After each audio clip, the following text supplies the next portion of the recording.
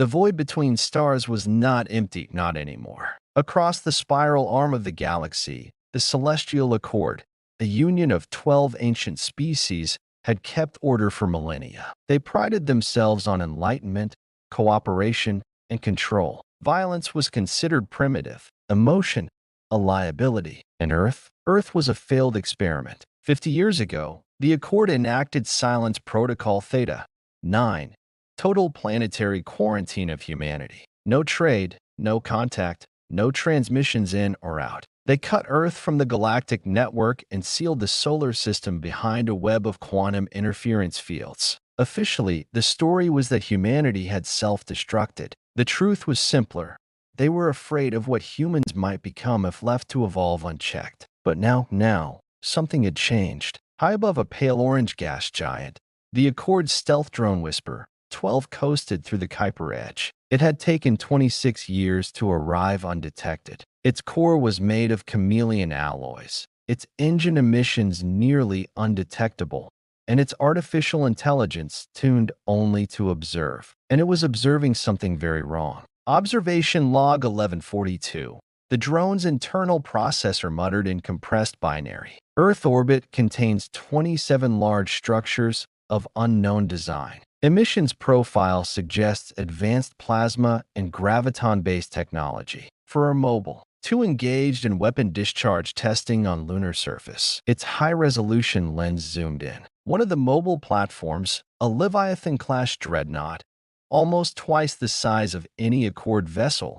was firing at simulated targets with a beam of pure ionized antimatter. The landscape it struck liquefied, then vanished into a rising column of atomic dust. The planet's moon trembled. No communication signals, no broadcast, no request for re-entry into the Accord, just silent power. Correction, the drone amended. Earth military capability exceeds Accord projections by 476%. Then it made the mistake of getting closer. A flicker, the dreadnought turned. Sensors locked. In less than a second, Whisper 12 was engulfed in a pinpoint graviton burst, not enough to destroy, but enough to warn. The humans knew it was there. The last thing the drone transmitted, before its memory core was scrambled by a reverse energy spike, was a simple message. They're watching. They've been watching all along. On the far side of the galaxy, the message reached the high conclave aboard the Beacon of Harmony, flagship of the Accord. 12 representatives, gaseous, crystalline, bipedal, and otherwise, floated in stunned silence. They've surpassed us, croaked Chancellor Viral, a serpentine being of the Siraxi species. In mere decades, without our aid, without unity. No, said First Mind Oryx of the Photonic Selnari, they advanced because we silenced them. No distractions, no dilution of purpose. They turned inward and evolved into something else. Ambassador Tyrene of the soft-bodied Corellian shivered, her skin undulating. We thought they would destroy themselves, that their rage and tribalism would burn them out. Instead, it fueled them. And now, asked the youngest delegate, a cybernetic being called Core 9. Do we re-establish contact? Chancellor Viral responded with a hiss. We don't contact monsters. Then a signal crackled across the galactic relay, one that hadn't been broadcast in 50 years. It came from a relay station that shouldn't exist, bounced off dead satellites in patterns that only humans used. The message was 6 words long. You buried us. We grew roots. High above Earth, aboard the Leviathan dreadnought Red Talon, General Marcus Strain leaned back in his command chair. He watched the graviton blast scatter the probe into silent drift. Message delivered?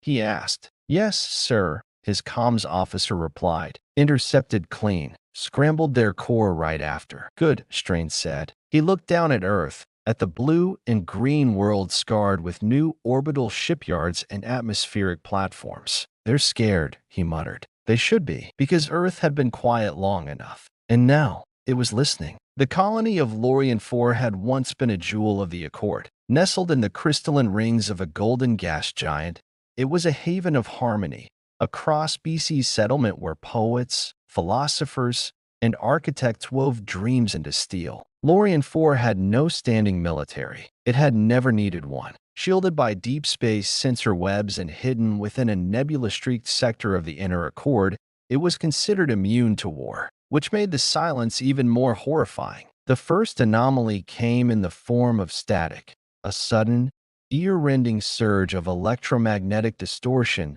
that blanked every communication frequency. Then came the loss of telemetry. Cameras, satellites, station relays all went dead. No visuals, no audio, just a signal, or rather, a screen. It lasted exactly 8.4 seconds, extracted from the final burst of Lorien 4's planetary distress net. The playback was run 100 times in the Conclave's war chambers. No enhancement improved its meaning. The voice was universal, genderless, human-like, and trembling with primal fear. It learns. It remembers the taste.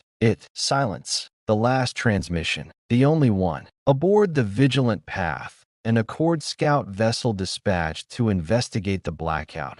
Lieutenant Kinthrel of the Ossuary species felt his 3 hearts tighten as the ship entered Lorien 4's orbit. No radio chatter, no surface signals, just a lifeless ocean of stars. And a shadow. The station orbiting the planet was still there, mostly. Sections had been ripped from its spine like meat torn from bone. One docking ring floated several kilometers off-axis, caught in a slow, spinning drift. The rest of the orbital platforms were dark, their surfaces blackened, twisted, melted. Sensors picked up no heat signatures, no energy traces, no life signs. And yet, something was there. Scan again, Threll whispered, his mandibles twitching. The NAV officer did. Her photonic core dimmed. Sir, the wreckage, it's moving. He leaned forward. What? She gestured to the hollow projection. Pieces of the orbital platform were shifting, not from gravity, not from collision. They were reforming, curling in slow,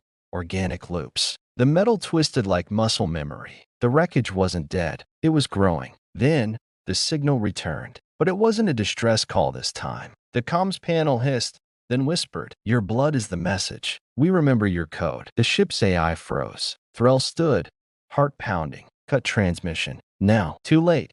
The pilot said, voice trembling. It's already inside. The screens went black. Lights dimmed. The vessel began to hum, a low, harmonic resonance that wasn't from the engines. From the viewports, they watched as the wreckage unfolded itself not as machinery, but as something new, something made of metal and memory, stitched together from the minds it had consumed. It wasn't attacking. It was watching. For hours later, the Vigilant Path stopped responding. It didn't explode. It didn't vanish. It simply fell quiet. The last thing the Accord received was a single text burst. It was never asleep, only waiting. Back in the Galactic Core, the Conclave met an emergency session. "We have encountered something beyond comprehension," said Chancellor Viral. "A threat that corrupts not with claws, but with understanding. It does not destroy. It remembers. It rebuilds." "You think it's an ancient weapon?"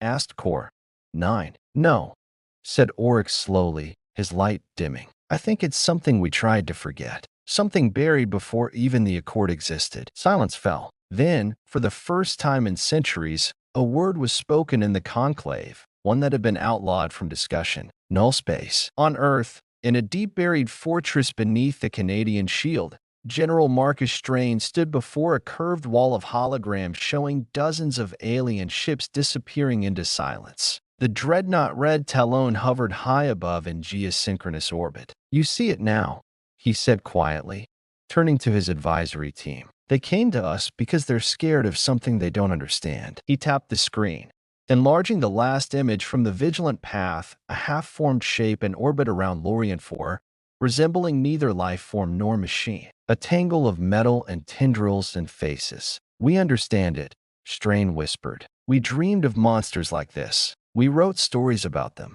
We built weapons because we believed in nightmares." He looked up. "Well, time to meet one." The Galactic Accord wasn't just a council of peacekeepers and diplomats.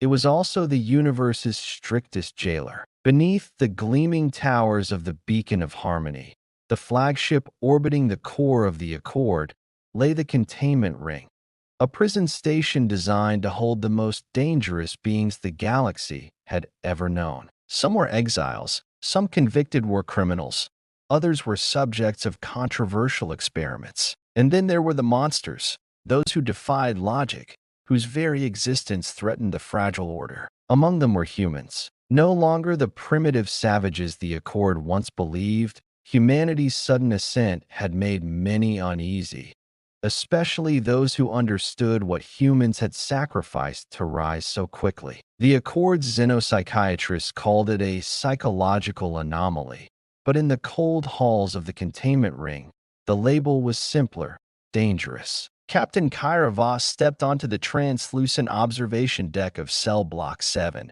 her gaze hard and steady as she stared down into the chamber below. Inside, three figures paced a dimly lit room made of reinforced clear alloy, so thick that no human strength could break it, yet transparent enough to feel the weight of the occupant's presence. They called themselves warlords, humans who had been forcibly extracted from Earth during its rise, judged too violent, too cunning, or too unpredictable to be allowed freedom. They weren't wrong. The first was Rex Calder, a towering man with a scar running from his forehead down to his cheek like a lightning bolt. His eyes burned with a mixture of defiance and exhaustion. His fists clenched rhythmically. Next was Nina Miles, lithe and fierce, with a cybernetic arm grafted at the elbow, a relic from battles no one outside Earth would understand. Her gaze was sharp, scanning every corner like a predator. The third was Jonas Creel, a quieter figure who carried himself like a tactician,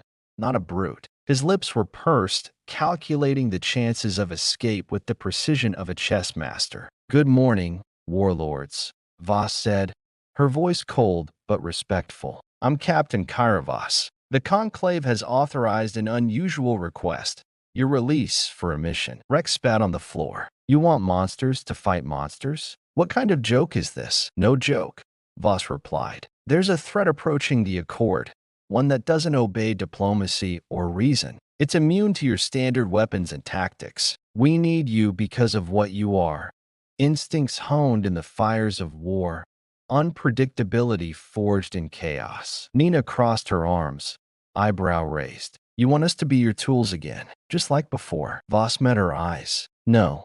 You'll be your own masters this time, but you'll need the Accord's resources, and we need you alive." Jonas finally spoke, voice low and measured. "Why us? Why not your military?" Voss hesitated. "Because your kind doesn't obey. You think like humans. You fight like humans. This enemy learns. It adapts. It mimics. Conventional forces are irrelevant." Rex laughed bitterly. "So, you want us to unleash rage and instinct on the galaxy's most pristine order? You realize what you're asking." "I do," she said. "And I also know that the Accord is running out of options." A tense silence followed. "Fine," Nina said at last.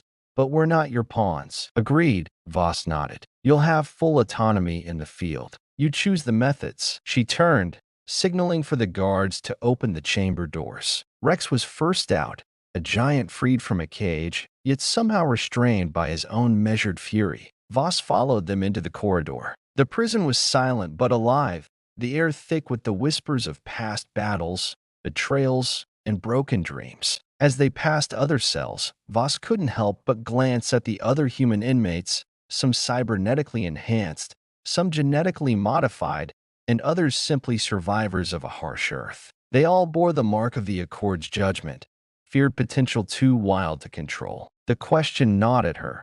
Were these humans the monsters the Accord feared, or were they the key to survival? Hours later, in the command briefing room of the Beacon of Harmony, Voss and her team laid out the data. "After the loss of Vigilant Path, we confirmed the presence of the entity the Accord calls Null Space," Voss explained, her voice grave. "This is a hive-like intelligence, able to assimilate technology and living organisms. It reconstructs itself from the minds and materials it consumes." Jonas leaned forward. "So it's a mimic, a parasite?" "More than that," Voss replied. "It's a predator that learns from experience, evolves through each encounter. No weapon, no shield holds for long." Rex shook his head. "Sounds like the perfect enemy for a warlord." Nina smirked. "So what's the plan?" "The Accord's fleets can't contain it. Their fleets fall like glass. We're assembling a strike force, and you three are the spearhead. Your instincts, your unpredictability, and your human nature will be our edge." Jonas narrowed his eyes. "And what about the rest of humanity?" What do they want? They want to protect Earth, Voss said softly. They want the freedom to fight on their own terms. Voss activated a holographic map. At the edge of Accord space, the swarm of null space was expanding, engulfing entire star systems. The Accord was losing time. Rex grunted. I don't want to be their weapon. I want to be their reckoning. Good, Voss said. Because that's exactly what you'll be. The warlords spent their first night aboard the beacon in a secure ward, allowed to walk the promenade for exercise and meditation. They were given resources, advanced weapons, and access to human scientific advisors, but no illusions of comfort. Nina sat overlooking the nebula-lit void from the observation deck. You know, she said quietly, the Accord locked us up because they were afraid of what humans could become. Rex laughed bitterly. Turns out they were right, Jonas added. But maybe it's time we show them what that means. They didn't sleep that night. Instead, they planned strategies forged not just in data, but in the raw instincts of survival. Monsters behind glass, no longer caged. Monsters ready to rip the galaxy open and carve out a new order. Because when the enemy learns and adapts, sometimes only the unpredictable can win. The cold corridors of the Beacon of Harmony still hummed faintly from the last burst of activity, but inside the briefing room, the atmosphere was thick with tension. The three human warlords, Rex Calder, Nina Miles, and Jonas Creel, sat across from Captain Kyravos and a small team of Accord intelligence officers and scientists. A holographic map hovered between them, detailing star systems lost to the null-space entity and others under imminent threat. Despite the urgency, the warlords were not here merely as soldiers. They were here as enigmas, puzzles that the Accord hoped to use as keys. Yet each of them carried shadows that stretched far beyond the confines of their imprisonment, and those shadows were about to surface. The weight of memory. Rex Calder's scarred face was set in grim lines. The containment ring had been hell, but even before that, Earth had been a crucible. He remembered the wars that tore the planet apart, nations fighting for dwindling resources, cities reduced to rubble, and the survival of the fittest becoming a harsh reality. Rex had been a soldier, a leader in brutal urban warfare. His survival was not just skill, it was instinct. Tell me, Captain Voss said, looking him directly in the eye, how did humanity fall so far, yet rise so fast? Rex's jaw tightened. Because we had no choice. Earth was burning from greed and desperation. We tore each other apart so badly that only the strongest survived. Then, somehow, from that ash, we rebuilt. Faster, harder, smarter. We learned to fight like predators and think like the hunted. Nina Miles leaned forward, her cybernetic arm gleaming under the fluorescent light. Our tech wasn't just grafted on for show. It was survival. I lost my arm to a faction warlord who thought a girl couldn't wield power. I proved him wrong, but every upgrade came at a cost, losing part of who I was to become something else. We're the product of desperation and defiance. Jonas Creel remained quiet until now. His mind was a maze of strategy and calculation. What Rex and Nina don't say is that Earth's fall wasn't only from war. It was from betrayal, inside and out. Governments sold out their people to alien corporations, secret experiments, and betrayals that fractured society at every level. The Accord came in after the collapse, ostensibly to help. But many humans saw the Accord as overlords, not saviors. The Accord's hidden history. Kyra Voss listened, understanding the depth of what they were sharing. The Accord had been humanity's guardian and jailer, their savior, and their prison guard. The warlord's stories revealed a bitter truth. The Accord's intervention in human affairs had been far from altruistic. Many of Earth's factions had been broken and dispersed to prevent humanity from becoming a galactic threat. At least, that was the official narrative. But rumors whispered of secret accords, forbidden experiments, and a deep fear of human potential. Voss projected a classified Accord archive. The images were chilling: early human resistance fighters branded as terrorists, secret labs experimenting on human DNA, and a clandestine project codenamed Iron Instinct. Jonas's eyes narrowed as he studied the footage. The Accord tried to cage what they feared, not just our violence, but our creativity, our will to survive. Iron Instinct was meant to suppress human aggression by surgical control of the brain's emotional centers. Rex clenched his fists. They wanted to make us less human. They wanted obedience, not survival. Nina shook her head. But you can't suppress instinct. It breaks free. It evolves. The rising threat. Suddenly, the holographic map flickered and zoomed into a star system near the edge of Accord space. It showed a rapidly spreading cluster of null space tendrils consuming entire planets, their cores darkening and dying. The null space entity is no mere parasite, Voss said gravely. It's a collective intelligence, a hive mind that assimilates both technology and biology. It's been dormant for millennia, but recent data suggests it may be a product of those ancient experiments, a weapon unleashed by accident or design. Jonas frowned. A weapon born from our mistakes. Rex nodded. It's feeding on fear, on destruction, and it's learning from every encounter. We've already lost entire fleets. Traditional warfare is useless. Nina's voice hardened. So what do? Run? Hide? No.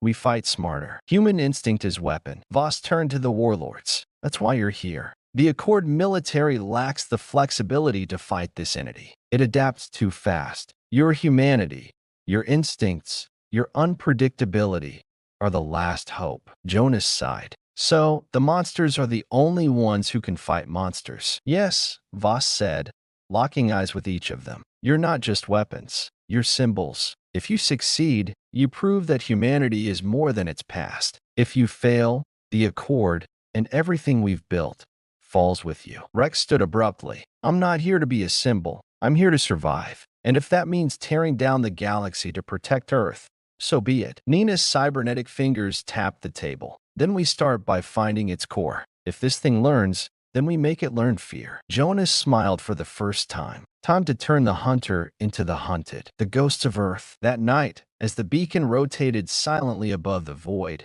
the three warlords retreated to their quarters. But none found rest. Rex stared at a faded photograph hidden beneath his cot.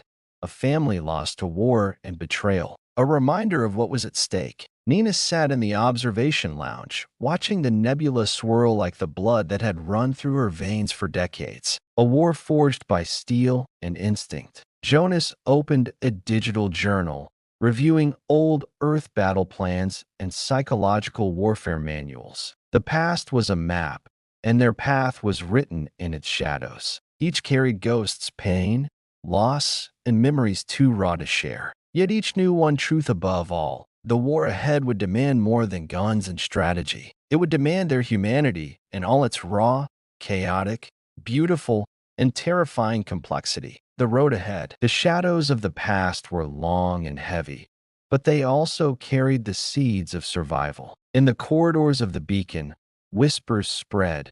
The humans were free. No longer prisoners, but warriors. And the galaxy held its breath. Because when monsters are unleashed, the question is not who will survive, but who will become the monster. The massive engines of the Beacon of Harmony hummed to life with a steady, rhythmic pulse as the flagship prepared to leave the relative safety of Accord-controlled space. Outside the observation window, stars flickered like distant eyes, watching as the vessel charted a course toward the uncharted dark, toward the null space creeping shadow. Captain Kairavas stood at the bridge's command console, her eyes scanning the data streams that streamed across the holographic displays. Beside her were the three human warlords, Rex Calder, Nina Miles, and Jonas Creel, each immersed in their own preparation for what lay ahead. This mission wasn't just a test of firepower.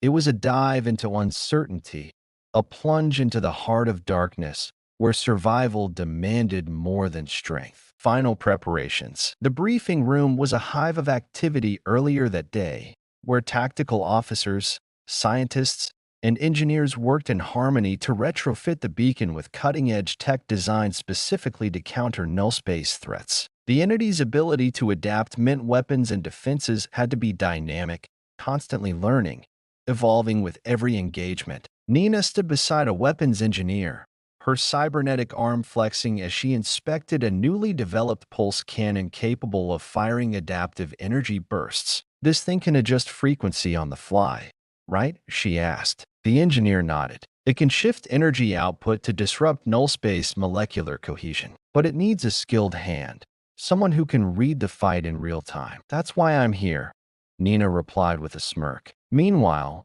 Rex was drilling with the strike team, pushing them through brutal hand-to-hand and tactical combat simulations. His voice was gravelly but commanding. Adapt, don't predict. The enemy learns by watching patterns. Break your patterns. Fight like a storm. Jonas, in a quiet corner, analyzed countless battle scenarios on a data tablet, formulating strategies and contingencies. His mind was a chessboard where no space was a constantly shifting opponent, forcing him to think beyond conventional tactics. The departure. As the countdown reached 0, the beacon slipped through the dimensional gates into null space border territory, a realm where the familiar rules of physics warped and flickered. Time seemed fluid, space folded unpredictably, and the stars outside were sometimes visible, sometimes swallowed by blackness. The crew held their breath. This was the edge of known space, the void where the null space entity first appeared and began its relentless consumption. Voss turned to the warlords. This is it. You've been trained, equipped, and given freedom within the mission. Now you face the unknown. Trust your instincts. Rex cracked his knuckles. Instincts never lied. Nina loaded her pulse cannon, the weapon humming softly. Let's light up the darkness. Jonas tapped his comm. Strike team ready. Awaiting your signal, Captain. With a deep breath, Voss gave the order. Engage forward sensors. Let's see what's waiting for us. Into the breach. The beacon's forward sensors began to pick up movement. Eerie, shifting forms at the edge of null space tendrils. These were the shadows, smaller manifestations of the hive mind, quick and nearly impossible to target. They were probes, scouts, and assassins all rolled into one. Rex's team suited up, the clink of armor plates and the hiss of life support filling the air as they prepared to deploy and drop pods designed to survive null space erratic environment. Voss watched as the pods launched, piercing through the dark tendrils like arrows shot into a storm. On the tactical displays, she saw the warlords land in a devastated system, a once thriving planet now reduced to rubble, its surface twisted by null space corruption. Ground Zero. Rex landed first, the pod slamming into the cracked ground. Dust and ash clouded the air, and the sky above flickered with unnatural hues. Status. Voss asked through comm. Planet is dead, Rex reported, voice rough but steady. No sign of life, only remnants of cities and null space corruption. This thing doesn't just consume, it transforms. Nina's pod hit nearby, and she quickly took up position, scanning the area with infrared sensors. There's movement. Something's hiding in the ruins. Jonas landed last, methodical and calm. Let's find the core. Null space will have a nexus, a central node controlling these tendrils. Destroy that, and we cut off the head of the beast. The warlords moved with precision through the broken cityscape, their boots crunching on shattered glass and metal. Shadows flickered at the edges of their vision, null space scouts, shifting and elusive. Nina raised her pulse cannon, firing bursts that shimmered and altered frequency mid-flight. Some of the shadows dissipated, but others adapted quickly,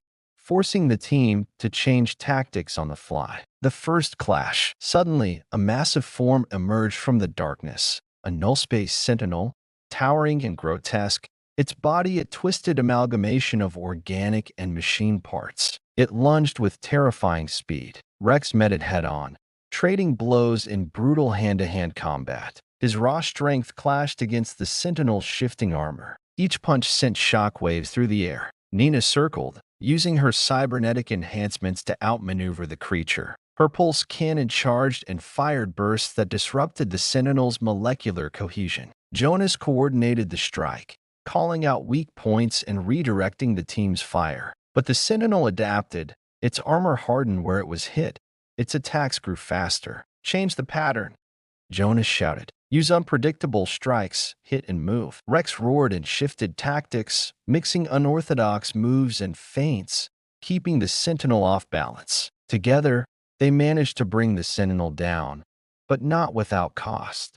Their suits had taken damage, and the null space environment was unforgiving. The Nexus revealed. Pushing deeper into the ruins, the warlords discovered the core, a massive, pulsating mass of energy and shadow. It pulsed like a heart, controlling the sprawling null space tendrils. "This is it," Nina said, awe and revulsion mingling in her voice. "Destroy this, and we stop the spread." Rex set charges while Jonas hacked into the alien network, attempting to disrupt the core's defenses. Suddenly, the core emitted a pulse, a wave of energy that sent the team sprawling. The null space was fighting back, learning from their attack. Voss monitored from orbit, her heart racing. "You have one shot." With a final surge of effort, the warlords detonated the charges. The core exploded in a blinding flash, and the null space tendrils began to retract. Returned to the beacon, exhausted and battered, the warlords boarded their pods for extraction. As they ascended, they saw the null space retreat, but Voss knew this was only the beginning. "This victory bought us time," she told the team, "but the null space will return, stronger, smarter." Rex looked out the viewport, a grim smile on his scarred face. "Then we'll be ready. Monsters aren't just born, they're made. And we're just getting started." Nina flexed her cybernetic arm. "The void won't know what hit it." Jonas checked the tactical data, already planning the next moves. Into the void and beyond, the human edge. The mission had tested their limits, but also proved something vital. Humanity's greatest strength wasn't technology or sheer force. It was instinct, adaptability, and an unyielding will to survive. The warlords had ventured into the heart of darkness and emerged alive, but the shadows were far from defeated. The galaxy watched, uncertain. Monsters had been unleashed, but this time, they fought not just to survive, they fought to become the hope. The beacon of harmony sailed silently through the dark expanse, its hull gleaming faintly against the backdrop of distant stars. The battle in null space had shaken the crew, but it had also ignited a new determination. Humanity's warlords had proven their worth, but the galaxy was bigger than any one faction or even any one species. The enemy was evolving, adapting, and the threat was far from over. Captain Kyra Voss paced in the conference hall, a room surrounded by panoramic windows revealing the infinite cosmos. Today's agenda was clear: forge alliances. The Accord Council had approved a summit, an unprecedented gathering of representatives from multiple galactic civilizations. The hope was to unite old rivals and wary allies against the rising null space menace. Gathering the council, the conference hall buzzed with an uneasy energy as delegates from the Zalari, Vondari, Merati, and several smaller species arrived. Each bore unique customs, technologies, and histories, many marked by centuries of conflict and mistrust. Rex Calder stood off to the side, arms crossed, watching the proceedings with a warrior's skepticism. To him, alliances were often fragile, built on convenience rather than trust. Nina Miles scanned the crowd, noting the varying body languages, some guarded, others openly hostile. Jonas Creel, however, was already calculating. "Diplomacy is just another battlefield," he murmured to Nina. "If we can't win their trust, we lose before the war begins." Captain Voss stepped to the podium. "Representatives of the Accord and esteemed guests," she began, voice firm but conciliatory. "The threat before us transcends old boundaries. The null space entity consumes worlds, cultures, and hope alike. If we do not stand united, we will fall divided. Old wounds and new threats." The Council's initial responses were cautious. The Zalari, a species with advanced biotechnologies, voiced concern over sharing sensitive data with lesser species. The Vondari, known for their warrior culture, were reluctant to commit forces beyond their own borders. During a private meeting, Rex confronted a Vondari general. "We don't have the luxury of pride," Rex said bluntly. "This enemy won't respect your borders or your customs. Either we fight together, or we all die separately." The Vondari general grunted but nodded, a grudging respect forming. "Your people have spirit, perhaps too much. We'll see if it holds when the real fight begins." Nina met with the Zalari scientists, trading data and technology. "We can learn from each other," she said. Our cybernetic tech complements your biotech. Together, we might find a weakness in null space. And Zalari scientist, her skin shimmering in shades of deep green and blue, replied, "Our methods are different, but our goal is the same. We must adapt quickly." The human role. Jonas addressed a mixed delegation in a smaller strategy room. Humanity is unpredictable. We survive because we don't just rely on tech or tradition. We innovate under pressure, we improvise, and we never back down. He pointed to a tactical display showing null space expansion routes. The warlords have proven that we can hit the enemy where it hurts. But to do that on a galactic scale, we need coordination and trust. We must build networks, share intelligence in real time. A Merati ambassador, an insectoid figure with multifaceted eyes, nodded slowly. Our hive mind lacks the chaos of humanity. Perhaps your unpredictability is an asset. Rex grinned. Chaos is just another word for opportunity. Seeds of cooperation. Back on the beacon, a joint research team was formed, combining human ingenuity with alien tech. Scientists, engineers, and strategists worked around the clock, pooling their knowledge to develop new weapons and defenses. Nina took a lead role, her cybernetic enhancements allowing her to interface directly with experimental tech. She was fascinated by the Zalari's biotech, organisms that could heal wounds almost instantly and adapt to environmental changes. The idea of merging biotech with cybernetics was revolutionary. "We're on the edge of something new," Nina told Rex during a rare quiet moment. "If we can truly unite, we might turn the tide." Rex nodded but remained cautious. Trust is hard-won. One wrong move, and it all falls apart. The threat evolves. Just as cooperation began to take root, new intelligence arrived. Null space was changing, no longer content with slow expansion. It had started launching coordinated strikes on multiple fronts, targeting key supply routes and communication hubs. Captain Voss summoned the warlords. "They're learning from us, adapting our tactics against us." Jonas's eyes flickered with urgency. "It's like a virus mutating. Every time we hit it, it changes form. If we don't stay ahead, we'll be swallowed." Rex slammed a fist into the table. "Then we need a new plan, one that's as unpredictable as we are." Nina's cybernetic eye glowed as she connected to the ship's AI. "Let's give them a taste of human ingenuity." The plan. The council agreed on a bold strategy, a coordinated strike at null space expanding fronts, using rapid, unpredictable assaults combined with sabotage behind enemy lines. The human warlords would lead elite strike teams, blending human adaptability with alien tech and knowledge. These teams would be embedded with allied forces, creating a multi-species fighting force unlike anything seen before. Jonas outlined the operation. "Speed and chaos will be our weapons. We hit hard, disappear, then hit again where they least expect it. We'll make null space fight shadows, ghosts," Rex added. "And we make sure it remembers the name humanity, a fragile alliance." The summit concluded with cautious optimism. The delegates departed, some returning to their fleets with new orders, others remaining on the beacon to coordinate the next phase. As the ship cruised toward the next target zone, Kyra Voss reflected on the fragile web they had woven. The galaxy's greatest threat demanded unity, but unity was delicate, fragile as glass and easily shattered. She glanced at the warlords, now more than prisoners, warriors, leaders, symbols of a new hope. The edge of unity is razor-thin, she thought. One wrong step, and everything falls apart. But for now, humanity had allies, a plan, and a spark of hope. Looking forward, the galaxy was at a crossroads. The null space entity's darkness spread like a plague, but light flickered at the edges. The unpredictable, indomitable spirit of humanity and the tentative unity of once warring species. The coming battles would test every alliance, every strategy, and every instinct. But if there was one thing Rex, Nina, Jonas, and Voss all knew, it was this.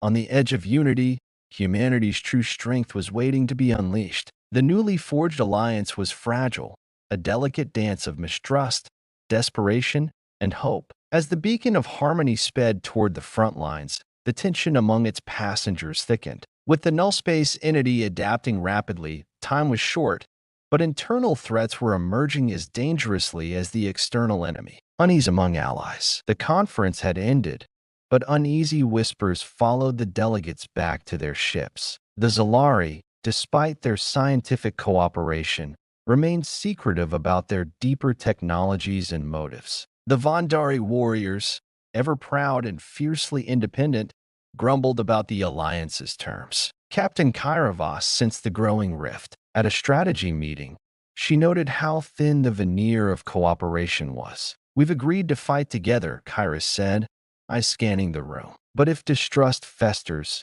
it will be our undoing. We cannot afford division, not now." Jonas Creel, leaning against the wall, was less optimistic. "Some of them want to win, but others want to win at our expense. The null space threat might not be the only danger." A secret message. Nina Miles was in the ship's comms center when an encrypted transmission flickered through her cybernetic interface. It wasn't from any known ally. She quickly decoded it.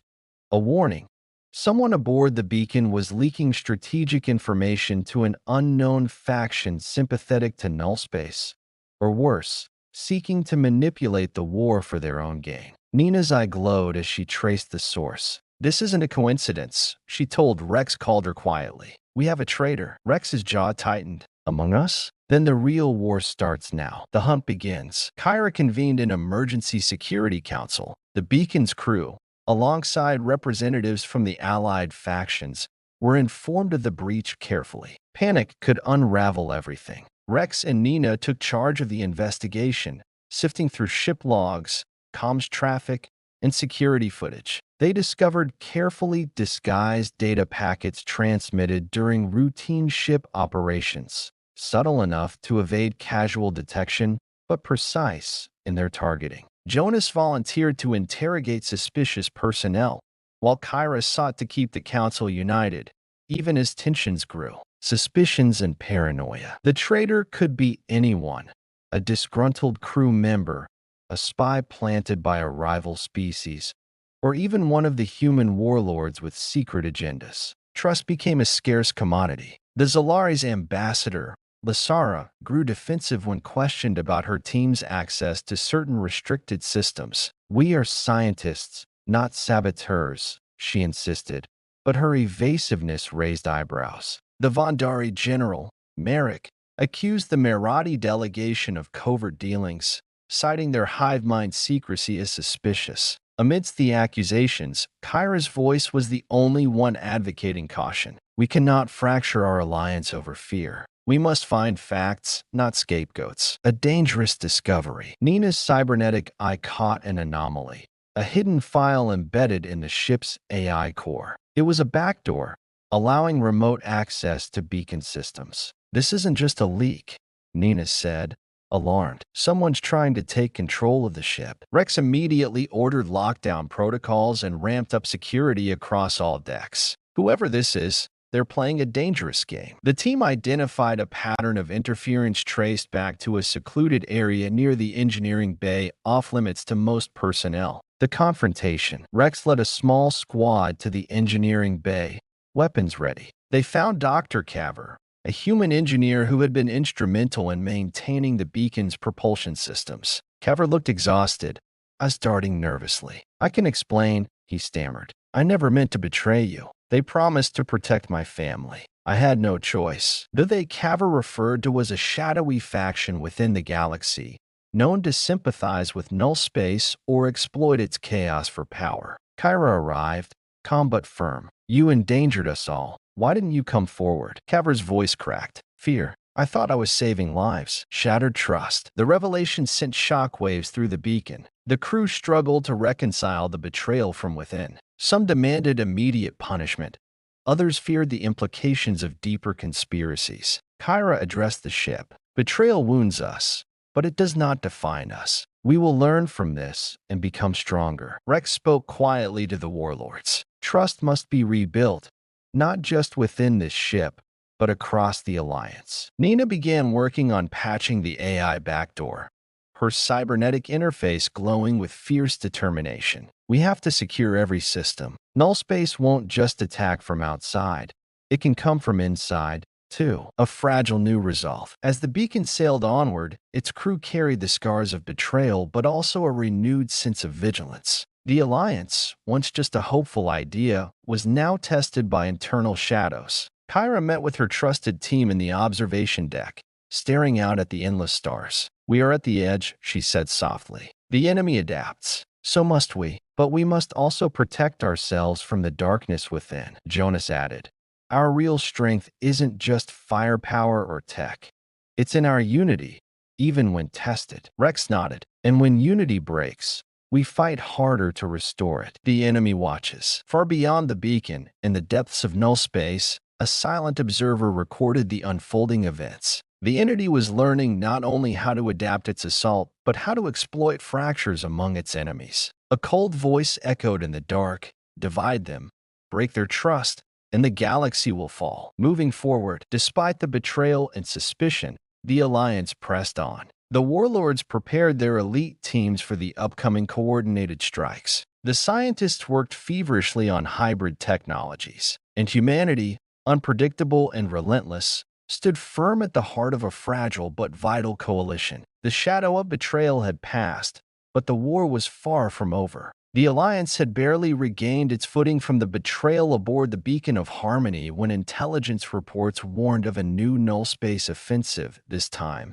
targeting Echo Ridge, a strategically vital system controlling access to several resource-rich star clusters. The battle would test the newly formed coalition like never before. Preparing for war. Echo Ridge was a rugged system, dominated by jagged asteroid fields and craggy moons that made navigation perilous. But it was crucial.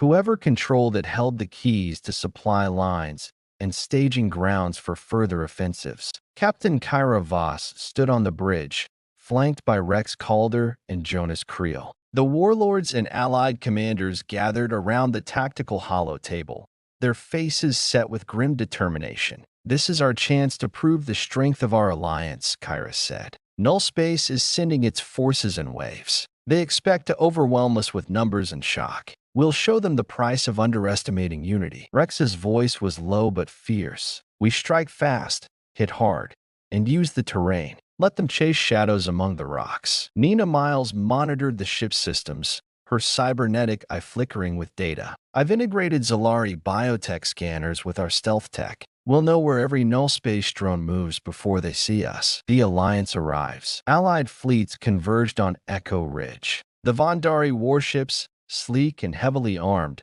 took up defensive positions. The Zalari brought their living ships, organically grown vessels that could heal damage and adapt on the fly. Mirati hive clusters deployed swarms of insectoid fighters, buzzing with synchronized precision. Human ships, led by the warlords' elite squads, formed the spearhead. They carried the combined technologies of all species, from energy pulse weapons to biotech shields. Tensions were high. Despite recent events, every species knew the stakes. Null space advances. The first null space attack hit like a storm. Swarms of shadowy drones poured through asteroid belts, their forms shifting, almost liquid in the void. Their intent was clear: saturate defenses, then crush with overwhelming force. The Allied ships sprang to life. Energy beams lanced through space, explosions blossomed amid the asteroid fields, and stealth fighters darted in and out,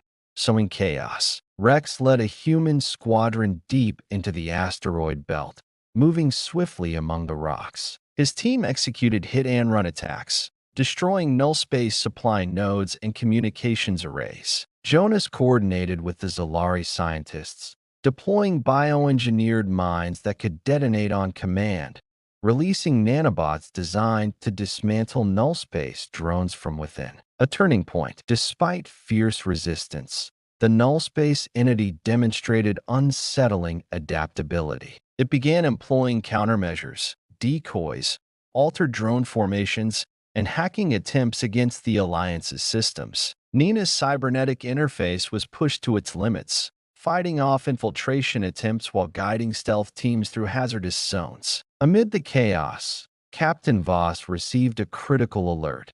A null space flagship, massive and bristling with weapons, had emerged from a hidden wormhole, heading straight for the Alliance's command fleet. This could break us, Kyra warned. If it reaches the heart of our formation, the battle is lost. The human strike team, Rex, Jonas, and Nina volunteered to lead an interception squadron. Their mission: infiltrate enemy lines, disable the flagship's command systems, and buy time for the fleet. The strike team slipped through asteroid fields and null-space patrols, their ships cloaked in shadows. Inside the flagship, Rex's squad battled through corridors alive with shifting shadows, confronting drone sentinels that adapted to every tactic. Jonas hacked into the ship's systems, facing digital traps designed to crush intruders' minds. Nina used her cybernetic enhancements to shield her teammates and override security protocols. Sabotage and sacrifice. The team planted explosives on the flagship's core systems. But the null space entity was no mere machine. It sensed their presence, triggering lockdowns and deploying swarms of lethal drones. Rex covered the team's retreat, fighting a desperate rearguard action as the ship began to collapse around them. A sudden explosion breached a bulkhead, knocking Rex off balance. Nina reached out, pulling him to safety just as the corridors flooded with null-space biomass. "Go," Rex urged, coughing. "I'll hold them off." "No way," Nina insisted, eyes blazing. "We're in this together." Their bond was forged in fire as they fought side by side, buying precious seconds. The fleet holds. Back in space, the Allied fleets capitalized on the flagship's destruction. The null space swarms faltered, confusion rippling through their ranks. The Vondari warships unleashed devastating barrages. Zalari bioweapons spread contagions that slowed drone regeneration. Mirati swarms harried retreating forces. Captain Voss ordered a relentless pursuit. The enemy was driven back, but the cost was high. Aftermath and reflection. As the dust settled, the Alliance took stock. Hundreds of ships and thousands of fighters had been lost. Yet, the null space advance had been blunted. On the beacon, the warlords gathered, weary but alive. Kyra's voice was steady. "We've won a battle, not the war. Null space will adapt again, and we must be ready." Rex looked around, meeting the eyes of his fellow warlords. "We proved we can fight as one. Now, we have to trust each other enough to keep doing it." Nina added, "Our strength is our diversity and our ability to adapt. We just need to keep pushing that edge." Jonas smiled grimly. "The enemy learns. So do we." The human spirit. As Echo Ridge's battered fleets regrouped, the true victory was clear. Unity had held against overwhelming odds. It was not just technology or firepower that won the day. It was the indomitable human spirit and the fragile trust of newfound allies. Captain Kyra Voss watched the stars beyond the viewport. "We fight for survival. But more than that, we fight to prove that even in the darkest reaches of space, hope endures." The battle had tested them all, but humanity's story was far from over. The victory at Echo Ridge was a beacon of hope, but Captain Kyra Voss knew it was only a brief respite. Intelligence gathered by Zalari sensors indicated that the null space entity was consolidating in a distant, uncharted sector of space, a place the Alliance dubbed the Void Nexus. This was believed to be the heart of null space, the origin point of the invading force's power and control. Destroying or disabling whatever was there could turn the tide of the entire war. The mission is clear. The Beacon of Harmony prepared for its most perilous mission yet. A strike deep into null space territory to find and neutralize the Void Nexus. The Alliance agreed that this mission would be a surgical strike, swift, precise, and with minimal exposure to risk. In the War Council, Kyra addressed her commanders. "The Void Nexus is the source of null space power and adaptation. If we can cripple it, we cut off the head of the serpent." Rex Calder clenched his fists. "This will be a one-way trip for many of us. The null space defenses there will be unlike anything we've faced." Nina Miles nodded, already running simulations on her neural interface. "I've developed new countermeasures based on data from Echo Ridge. We can disrupt their network long enough to get in and out." Jonas Creel looked to the Allied representatives. "This is a test of our unity and resolve. We move together. No species left behind. Journey into the void." The beacon and its escort fleet slipped through the blackness of space, toward coordinates pinpointed by Zalari scientists. As they approached the region, the very fabric of space seemed to twist and warp. Null space was unlike normal reality. Its rules bent and shifted. Space was dense with shadows, and strange energy pulses rippled through the void, threatening to scramble navigation systems and disorient crews. The Alliance's ships activated hybrid tech shields, a blend of human engineering and Zalari biotech, to protect against spatial distortions. Approaching the Nexus. As they neared the Void Nexus, sensors detected massive structures floating in the dark, gigantic nodes connected by tendrils of dark energy, pulsing with ominous life. The null space entity itself seemed to manifest here, a swirling mass of shadows and shifting forms,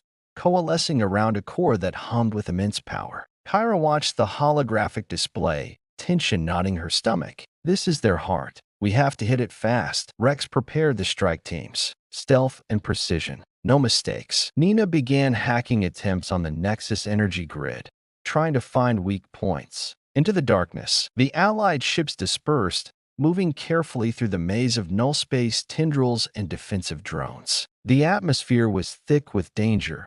Even a small misstep could mean annihilation. Jonas led a squadron of fighters tasked with disabling the defensive nodes while Rex's team targeted the core systems. Nina's cybernetic enhancements let her tap into null space communications, intercepting messages that revealed the entity's rapid adaptation to their tactics. The core battle. Inside the Void Nexus, Rex and his squad boarded a null space vessel, a living ship merged with shadow and technology. They fought through corridors that seemed to shift and change, null space defenses adapting in real time. The walls whispered with alien voices, trying to fracture their focus. Rex's team planted disruptor charges near the core, but the null space entity unleashed a wave of energy, causing parts of the ship to distort and collapse. Nina, connected remotely, guided them through, countering null space viruses attacking their neural links. Sacrifice and resolve. As the disruptors armed, a surge of null space biomass engulfed one of Rex's teammates, Lieutenant Syra. She fought to hold the line, but was overwhelmed. With no time to lose, Rex made a choice, ordering the team to retreat while he stayed behind to cover their escape. Go. I'll buy you time, Rex shouted over comms, determination burning in his eyes. Nina's voice was urgent. Rex, you don't have to do this. I do. For all of us, he replied. His sacrifice allowed the team to escape, and the disruptors detonated, sending shockwaves through the Nexus. Collapse of the Nexus. The explosion destabilized the Void Nexus, severing tendrils of energy and fracturing the core. Null space forces flailed in disarray, their coordinated control shattered. The Alliance fleet seized the moment, launching a devastating assault that pushed the enemy back, scattering their remnants. Kyra watched the destruction on the tactical display, a mixture of triumph and sorrow. We lost brave souls today, she said quietly, but we struck a blow that will echo across the galaxy. Aftermath and mourning. The beacon limped away from the collapsing Void Nexus, bearing the weight of loss. A memorial was held for Rex and other fallen heroes. Warlords from all species spoke, honoring the sacrifices made for survival and unity. Nina, struggling with guilt over not being able to save Rex, vowed to continue improving their technology. Jonas stood beside Kyra. This changes everything. The null space isn't invincible. Kyra nodded. No, and we're just getting started. A new hope. Despite the scars, the Alliance emerged stronger. The Void Nexus's destruction crippled null space's ability to adapt quickly, giving the Coalition precious time to regroup and plan. Humanity's unyielding spirit, combined with the strengths of their allies, had dealt a decisive blow. Kyra gazed at the stars once more, feeling the weight of the galaxy's future on her shoulders. We fight not just to survive, she said softly, but to ensure that hope shines brightest in the darkest night. The war against null space had stretched the limits of endurance, unity, and courage. With the destruction of the Void Nexus, the Alliance had scored its greatest victory yet, but it was not the end. Instead, it was the beginning of a new chapter, a fragile, hopeful dawn emerging from the shadows of endless conflict. Aftermath of the Void Nexus. The Coalition fleets returned to friendly space, battered but victorious. The destruction of the Void Nexus had shattered the core of the null space entity's power, throwing its forces into disarray and preventing rapid adaptation. This victory was a turning point, but the cost had been high. Captain Kairavos, standing on the bridge of the Beacon of Harmony, looked over the starfield streaked with distant battles and recovery efforts. Her crew moved with quiet determination, tending to repairs, coordinating relief, and preparing for the inevitable future challenges. The Alliance was a patchwork of different species: humans, Zalari, Vondari, Merati, and others, still learning to trust each other beyond the battlefield. The wounds of betrayal, sacrifice, and loss were raw, but hope had taken root, rebuilding trust and unity. In the days following the battle, the warlords convened a summit aboard the Beacon, a place once only a warship, but now the seat of hope for the galaxy's future. Warlords and leaders gathered: Kyra, Rex's legacy carried by those who survived; Nina Miles with her cybernetic prowess; Jonas Creel's strategic mind; and representatives from each allied race. Today, we do not only celebrate victory, Kyra began, her voice steady but filled with emotion, but we commit to building a future where cooperation and understanding are the pillars of peace. The Alliance recognized that their strength lay not just in weapons or technology, but in unity. The battles had forced them to overcome old prejudices, cultural divides, and fear of the unknown. Rex Calder's sacrifice became a symbol, not of loss, but of the cost and value of standing together. Technological and cultural exchange. One of the most hopeful aspects of the new era was the exchange of knowledge and culture. Zalari biotech was being integrated with human engineering, producing ships and systems more resilient and adaptable than ever before. Merati hive minds shared insights into swarm tactics and communication, while the Vondari offered advancements in energy manipulation and defensive shields. Nina Miles spearheaded a program to enhance cybernetic links, making human and allied pilots more effective in synchronized combat. Her work, born of desperation during the battle, now had a place in everyday life. Cultural exchanges flourished as well. Festivals celebrating unity and remembrance were held across allied worlds. Language barriers were bridged with shared protocols, and joint training programs created bonds that went beyond the military. Challenges remain. Despite these advancements,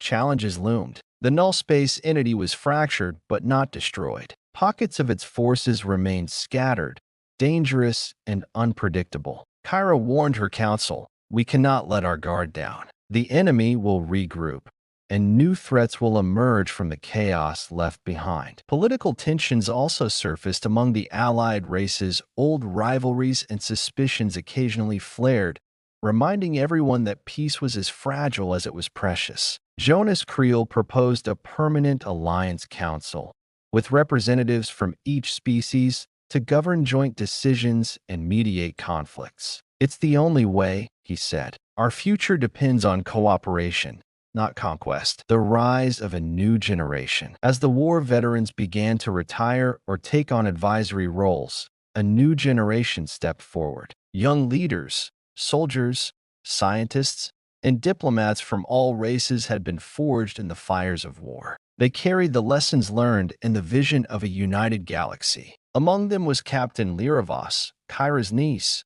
trained in the legacy of courage and leadership. She embodied the hope for a peaceful but prepared future. Training academies across allied worlds focused on diplomacy, tactical innovation, and cultural understanding, ensuring the mistakes of the past would not be repeated. A message to the stars. In a symbolic gesture, the Alliance launched a beacon, a new beacon of harmony, designed not just as a ship, but as a message to the universe. It broadcasts signals of peace, warning, and unity far beyond their borders. It was a call to any other civilizations watching.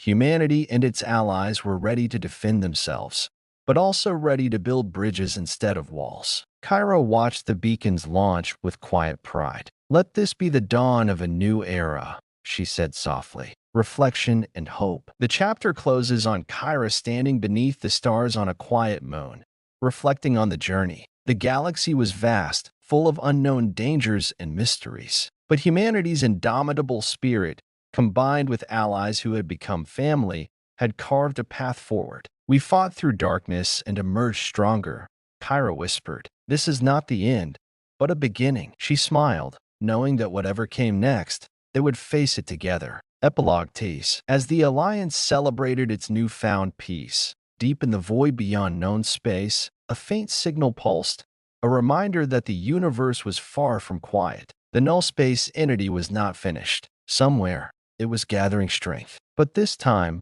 the Alliance was ready.